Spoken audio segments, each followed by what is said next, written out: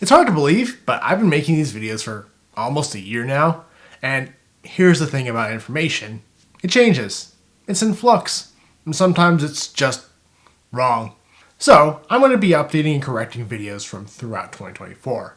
Not every video will get one, not every video needs one, but quite a few of them do. You'll also find a few channel updates at the end of the video as well, so stick around as I cover updates and corrections for my YouTube channel in 2024. Let's start off with my video about the Charles B3, specifically about Wave Station. Buzz Drazetta, one of the two brothers that were Wave Station, has been in constant contact with me and has been beyond kind. He sent me a never-released Wave Station track called The Circus that was intended for a never-released second album, which you can find a link to in the description below. Of course, months later, Buzz also sent me in the mail both the released version of Mona Lisa, but also the Wave Station demo CD, which means I could finally upload the 1993 demo version of Wave Station in glorious high quality. It's beautiful and again is in the description below. Moving on to My Pretty Doll, well, I'm not sure if I'd count this as an update or not, but MPD Steven, the original poster of the high quality sample, has seemingly disappeared from the Follow My Mind Discord server. Perhaps it's because I've become more jaded by Lostwave hoaxes in general, but the more I think about the song's story, the more the story just doesn't really add up. But I'm not going to outright call it a hoax. Maybe at some point I'll make an update video about my rationale, and if that's something you'd be interested in, let me know in the comments below. Then, we come to Everyone Knows That, the gift that keeps on giving. In my video, I said there had been some question about who the vocalist was, but it shouldn't be too surprising. It was Christopher Booth himself. There was also a period of time where all we had was a version of Everyone Knows That had some moaning, or a version that had that moaning awkwardly edited out. While we waited for a more official version, we did get lyrics confirming that it was "You're counting all your sheep in disguise," as well as confirming that it was "Everyone knows it?" That just seems wrong, but, well, it's not. Oh, and Rolling Stone did do an update article on Everyone Knows That about the solve, and it wasn't anywhere nearly as awkward as I thought it was going to be. It's actually a really interesting read, link in the description. Through that article, we got clarity that the song had actually been written as a pop song. It wasn't originally intended for an adult film, and we learned that it was about a cheating girl, as well as Christopher joking about the people that thought Everyone Knows That might be by a female vocalist. Chris and his brother also did an interview on Canadian radio station CBC, and all that can be found in the description below. Then, while Chris was unable to find vocals for the original release of Everyone Knows That, he did put out a re-recorded and remastered version. Of course, again, link in the description. And believe it or not, Everyone Knows That was found a second time in another adult film called Unveiled. I couldn't make this up if I tried. Now, let's discuss the best solve I've been a part of, Just a Game. There's not a whole lot to share beyond what was in my videos, except for Christoph Bachmeier being incredibly awesome, generous, and sweet. For example, he went and digitized Just a Game in full high quality and put it on his YouTube channel, link in the description. He also created a Reddit account to thank everyone personally. Then he went and made another video on his YouTube channel, this time talking about the solve, and just generally being incredibly happy about this whole thing. As I mentioned in my Just a Game solve video, Christoph only sold about 200 copies of the record out of 500. So after the dust had settled around the solve, Christoph was nice enough to offer a vinyl to anyone who wanted one. Christoph himself even paid for all the shipping. The only thing he asked for was a small donation to a charity called Mention for Mention. In fact, donation was actually entirely optional, though most people did donate, myself included. A Reddit message indicates he shipped at least 143 vinyl records and paid for shipping himself, and to me, that's truly beyond kind. Oh, and of course, Just a Game got released officially on both YouTube and Spotify. And yes, Christoph signed every Just a Game vinyl. We also finally got to listen to the B-side, Chance to Change, which has since been officially put online on YouTube and is well worth listening to. We also got another song via Christoph's YouTube called What Is Up with Christoph and Mario Leonard, the other male vocalists on Just a Game. And I'm going to try not to cry, because Christoph watched my Just a Game video and wrote a kind email to me and of course let me know that a vinyl was indeed on its way to me. I know I keep talking about the guy, but Christoph also released a video on his YouTube about the shipping process and all the places across the world he shipped to. Oh, and here's some really cool art by Yuri the Spaceman, linked to his socials in the description. And then to top it all off, Christoph left a comment on my Just the Game Saw video. Christoph, thank you. Thank you for being so awesome. Now, less awesome, I move on to Damn Munich. Yes, I popularized the song, and well, in my video I discuss how this solve seemed too good to be true. And well, the more I think about it, especially after chatting with several other server staff members, the more I think Occam's razor applies here. I feel like the likeliest way to explain this solve is that I've been had. Now, I don't want to point fingers, and I really don't have an answer to how exactly this could have happened, but at this point, I'm happy to just move on. So move on I shall. To again, positive news. In this case, about the song Emotion. First off, I'll make note of original poster Rayncat, also known as Sandy, commenting on my solve video about this song. She says connected with Mark Caputo of A Private View, and it's just uplifting to see the Lostwave community bring this sort of thing about. Oh, and speaking of, in my Emotion solve video, I mentioned Mark wanting to put a bunch of A Private View's earlier works online, including this live version of Emotion. And he has, link in the description below. I'll note that the live version of Emotion is from Berkeley, not San Francisco, but it's close enough, though I'll add in Go Cardinal for good measure. And now we move on to Your Eyes, and boy, I could probably make an entire 10-minute plus update video on updates for just this song, but I'll focus on a few highlights. And I have to start off by acknowledging I said Your Eyes could be solved within weeks in the video title, which is definitely wrong unless you count about 40 weeks or so as still counting. I mean, it's not technically wrong.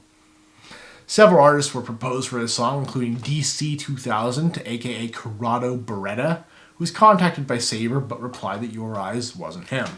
Then we found another early source of Your Eyes, a site called China57, and it seemed promising, especially after Dan Peggy pointed out you could find people who had downloaded specific samples, like the Your Eyes sample.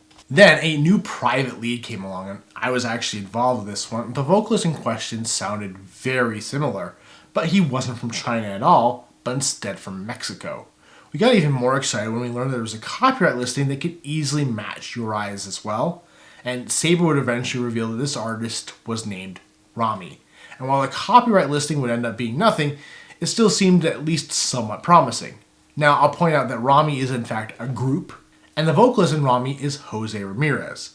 And while we never hear back from Jose, I did hear back from his Rami band member Paco, who said Your Eyes definitely wasn't Jose, which both Saber and Peggy, along with a few others, had already started to suspect, as his vocals were quite a bit stronger than the Your Eyes vocalist. And to save time, though maybe I'll make a longer video about this at some point in the future, I'm going to jump to the present, where contacting numerous collectors has led to user Gumbass actually getting the original ultra high quality Your Eyes.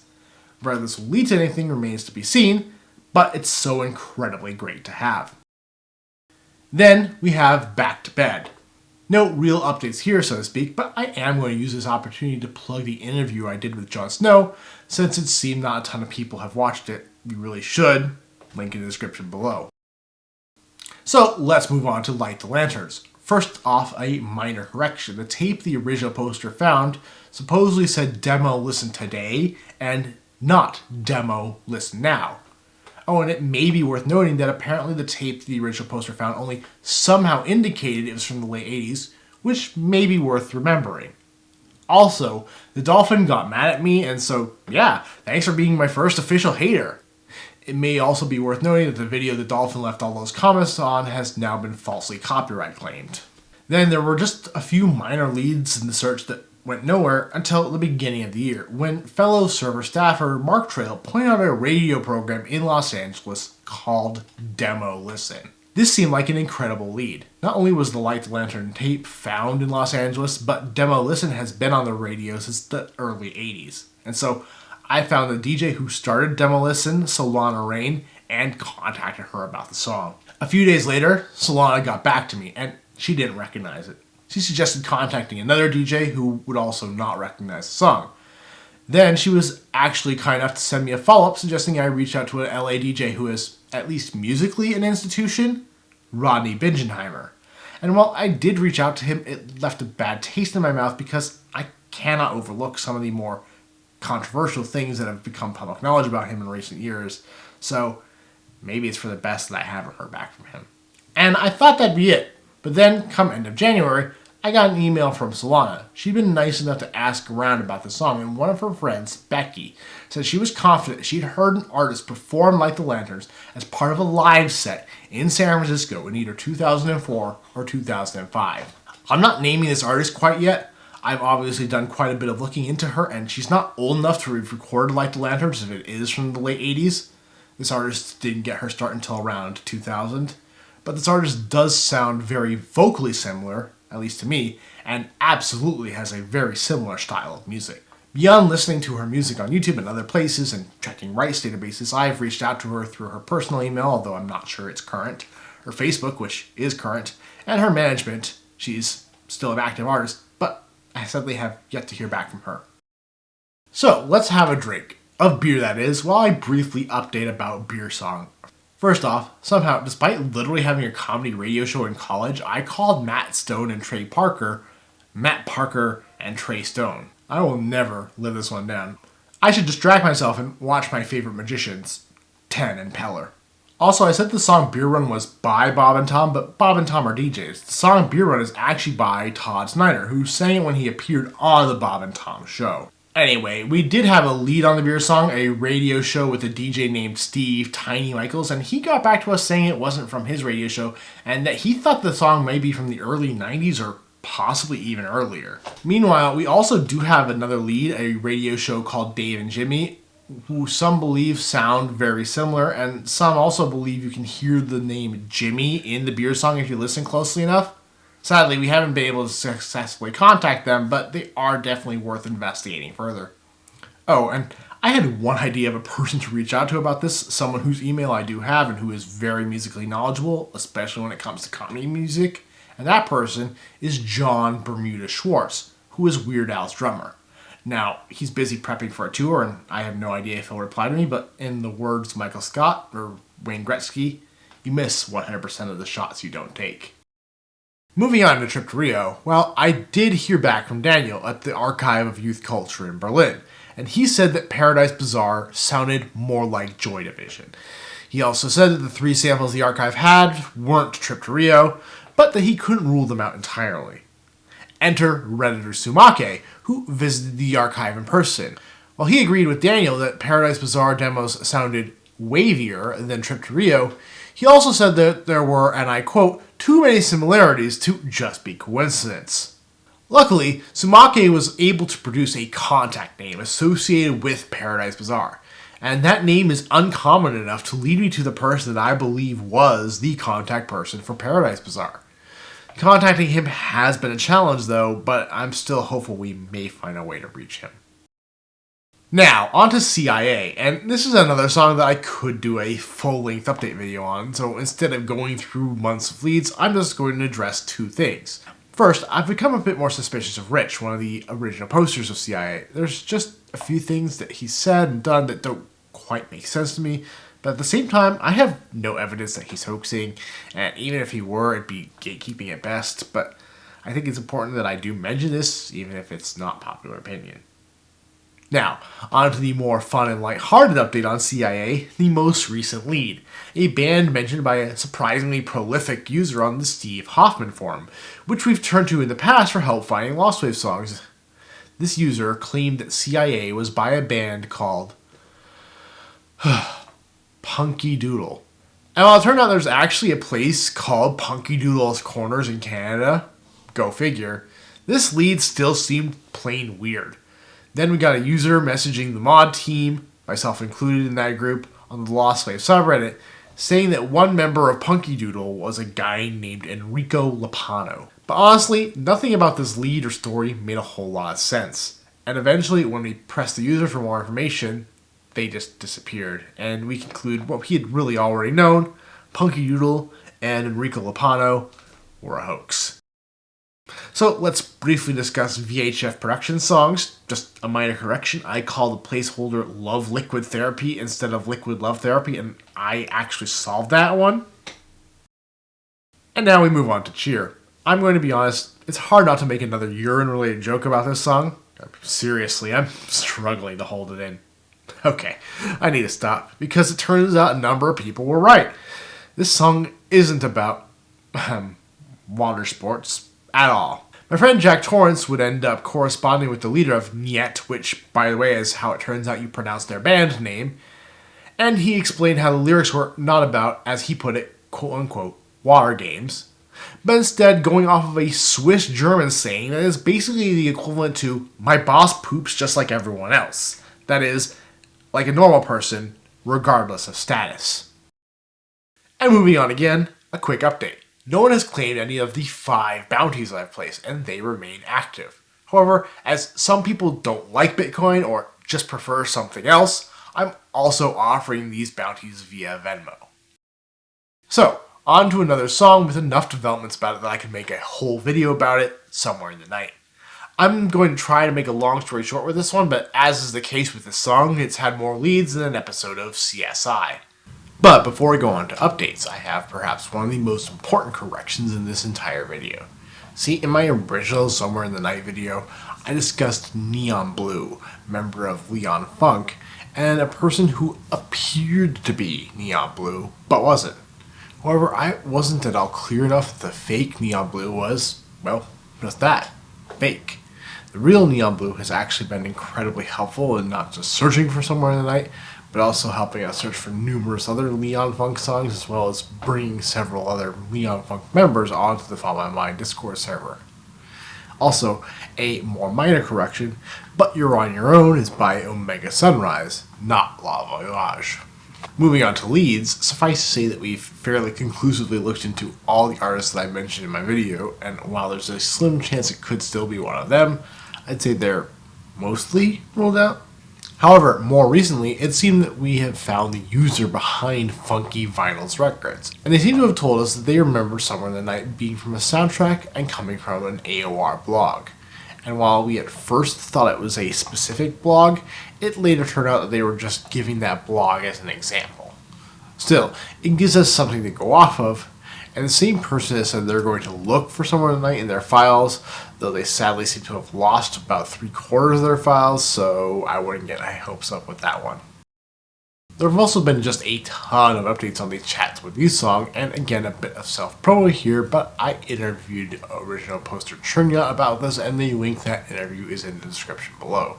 Trinya and Strange Australian have both been doing just a ton of work looking into the song, and again, I don't have the time to go through all of this in this video.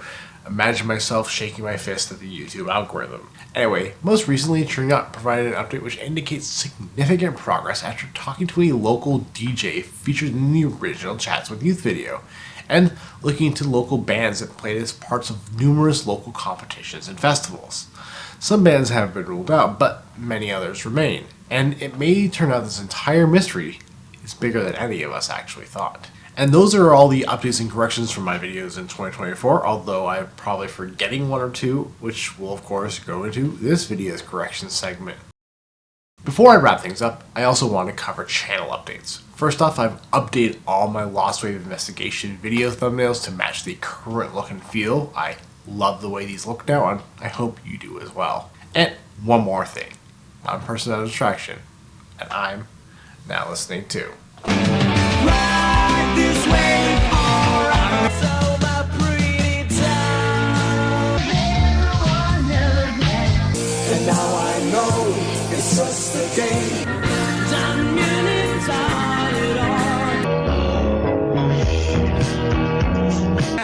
I think of you and your eyes. I might as well go back to bed. Oh, what is the malted liquor? What gets you drunker quicker? What comes in bottles or in cans? Beer! Oh,